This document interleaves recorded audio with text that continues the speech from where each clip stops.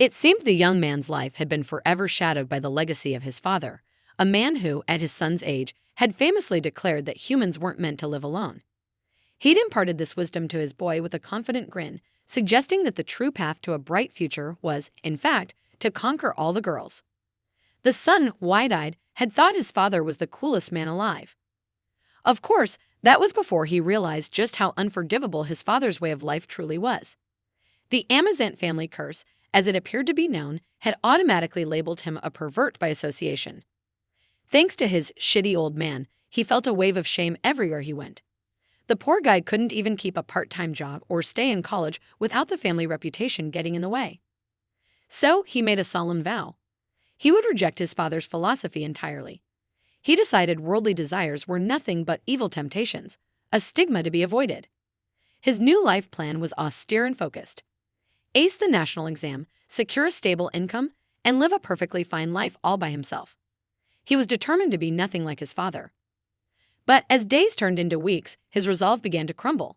Being alone, it turned out, was terribly lonely.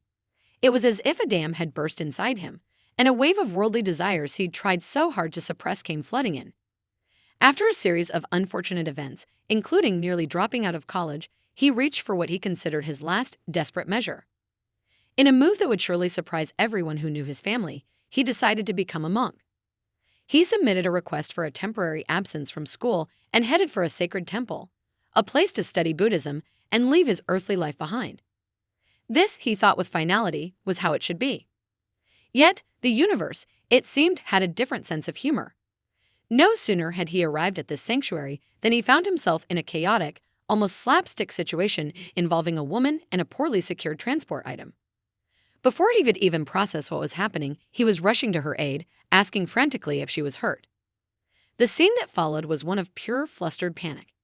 As he tried to help her up, his own body rebelled against his monastic aspirations. Family curse chooses now to make a dramatic comeback. His internal monologue was a scream of frustration. Was this also because of the Amrain curse?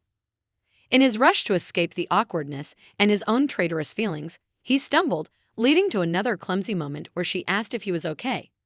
The tension built until, in a moment of sheer, unexpected courage, or perhaps madness, he found himself blurting out the words he'd sworn he'd never say to anyone. "Please marry me," he said. "I love you." And just like that, his carefully planned escape from worldly desires lasted all of one afternoon before he was already proposing. It seemed running from your destiny, or your DNA, was a lot harder than he thought. No sooner had the words, "Please marry me," escaped his lips than a profound, deafening silence descended upon the temple grounds. It was as if the universe itself had paused to process the sheer audacity of his proposal. His mind, finally catching up to his mouth, screamed in a silent panic. What had he done? He had just arrived at this sacred place to renounce worldly desires, and his first act was to propose to a complete stranger. This was not the serene, ascetic life he had envisioned. The young woman, for her part, seemed more startled than offended. After a moment of stunned processing, she didn't run away or call for help. Instead, she offered a hesitant, "Well, for now, please come in." Once inside, the situation became even more bizarre. The girl offered him tea, apologizing that it wasn't high quality. Akimitsu's mind was reeling. He had come to be admitted as a disciple, but instead, he was having a polite tea ceremony with a girl he'd just met.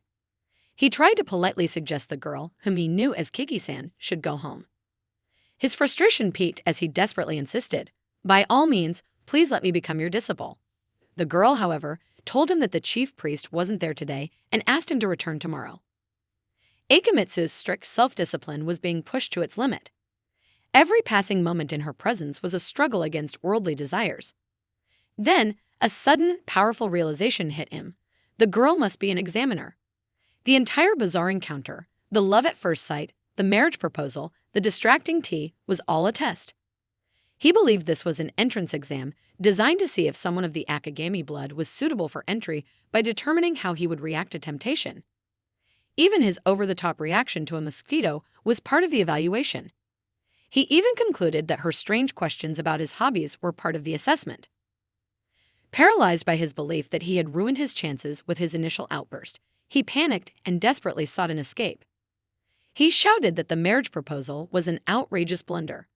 And then, in a fit of confusion, he asked where the restroom was. While Akamitsu was marveling at the ancient well and the history of the temple's courtyard, the girl was making a frantic phone call. She addressed the person on the phone as Kiki-san and revealed that this day was supposed to be her first omiye, formal marriage interview. She admitted she intended to refuse the partner but didn't want to be rude about it. She told Kiki-san to hurry back and be the go-between. This confirmed Akamitsu had fled his marriage interview in his panic.